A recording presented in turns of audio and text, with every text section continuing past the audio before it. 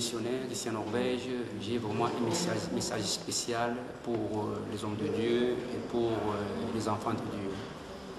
Nous qui sommes venus de l'Afrique vers la Norvège, nous devons aussi reconnaître que Dieu nous a envoyés ici avec un mandat spécial. Le mandat que nous avons, c'est le mandat des missionnaires. Nous sommes venus ici pour briser les œuvres du diable, pour briser les puissances démoniaques qui sont en train de diriger ce pays. Et nous pouvons le faire que par la prière. Et nous pouvons le faire de la même façon que les missionnaires européens l'ont fait chez nous. Ils sont venus chez nous, ils ont évangélisé, ils ont brisé les statuettes, ils ont brisé les histoires démoniaques que nos grands-parents, nos arrière-grands-parents avaient.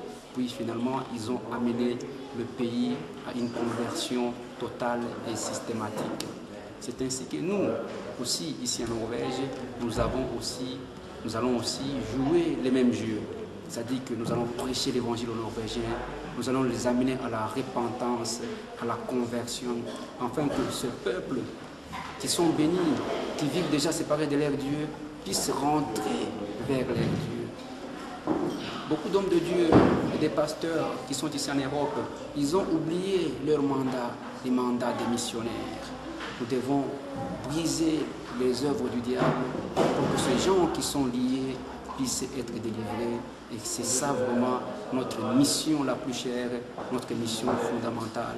C'est le mandat que nous avons reçu, le mandat des missionnaires.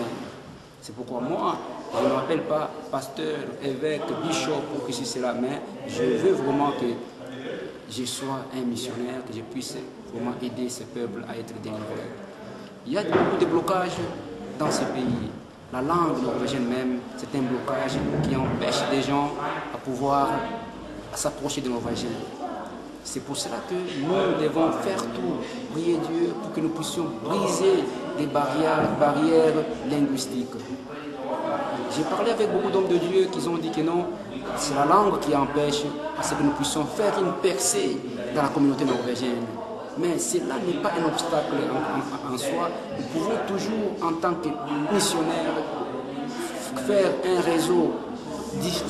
réseau fort d'intercession pour que nous puissions intercéder pour ces pays, pour que le peuple norvégien soit délivré.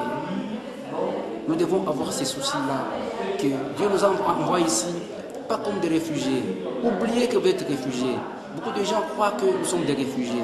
Nous sommes venus ici avec l'ONU, nous sommes venus ici chercher, pour avoir l'argent, pour envoyer à nos familles, pour aider nos parents. Nous sommes venus chercher l'argent, mais ce n'est pas toujours cela. Sur le plan prophétique, nous sommes venus ici en Europe comme missionnaires. Nous devons prêcher la parole et l'évangile aux Norvégiens. C'est pourquoi mon frère et ma soeur, où que tu es, où que tu sois, il ne faut pas oublier cette dimension prophétique. En te faisant quitter l'Afrique, Dieu savait que tu pars en Europe comme missionnaire. Mais arrivé ici en Europe, tu as oublié, toi tu crois que tu es venu ici pour chercher, pour aider ta famille, et tu as oublié une dimension importante, celle de prêcher l'évangile aux Norvégiens, afin que ces gens qui vivent assiégés puissent être délivrés. C'est pour ça vraiment que nous puissions, c'est ça vraiment notre appel la plus chère, car comme vous savez, les dons, les appels de Dieu sont irrévocables. Elles sont irrévocables. Il nous a appelés pour les servir, nous devons les servir. J'insiste dessus. Je dis toujours à nos frères congolais, à nos frères camerounais, à nos frères libériens, que nous ne devons pas oublier que nous sommes des missionnaires en peau noire. Nous sommes des missionnaires dans la peau noire. Mais Dieu ne regarde pas la couleur de la peau, il voit les trésors qu'il a mis en nous. Merci beaucoup, que Dieu vous bénisse.